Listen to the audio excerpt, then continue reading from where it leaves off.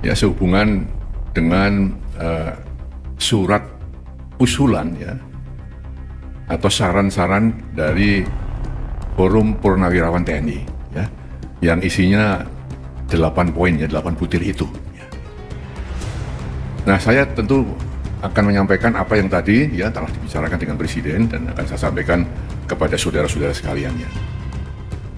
Memang saran itu disampaikan oleh forum para purnawirawan TNI ya, para jenderal, para kolonel ya, ditandatangani, disampaikan secara terbuka, betul kan? Terbuka, secara meluas ya.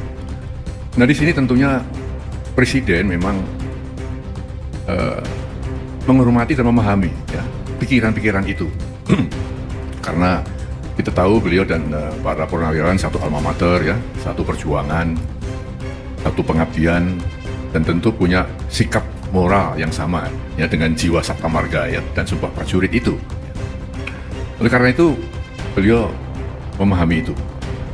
Namun tentunya Presiden sebagai kepala negara, kepala pemerintahan, Panglima tertinggi TNI tidak bisa serta-merta menjawab itu. Spontan menjawab tidak bisa, karena apa? Beberapa alasan ya. Yang pertama, kan beliau perlu mempelajari dulu ya isi dari statement itu, isi dari usulan-usulan itu.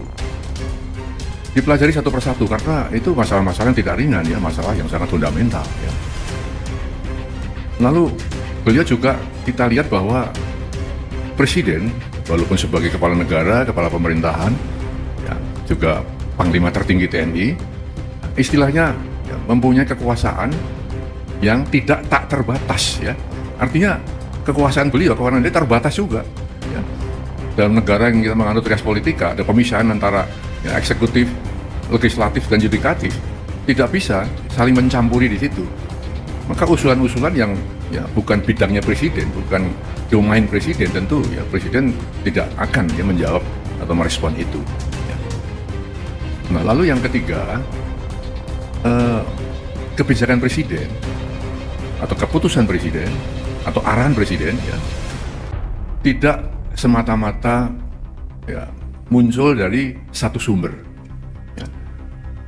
Presiden mendengarkan, tapi tidak hanya satu sumber kemudian Presiden mengambil keputusan, mengambil kebijakan. Harus banyak sumber-sumber lain yang beliau dengarkan. Juga beliau mengambil keputusan bukan hanya fokus pada satu bidang, banyak bidang-bidang lain yang harus dipertimbangkan Presiden sebelum mengambil keputusan. Nah, dengan demikian maka kalau ada anggapan bahwa Presiden tidak merespon, bukan seperti itu ya. Presiden ya telah menjelaskan seperti itu. Oleh karena itu beliau berpesan tadi kepada saya agar disampaikan kepada masyarakat ya agar tidak ikut berpolemik masalah ini ya. Tidak ikut menyikapi pro dan kontra ya, karena hanya akan menimbulkan kegaduhan-kegaduhan ya yang akan mengganggu kebersamaan kita, keharmonisan kita sebagai bangsa.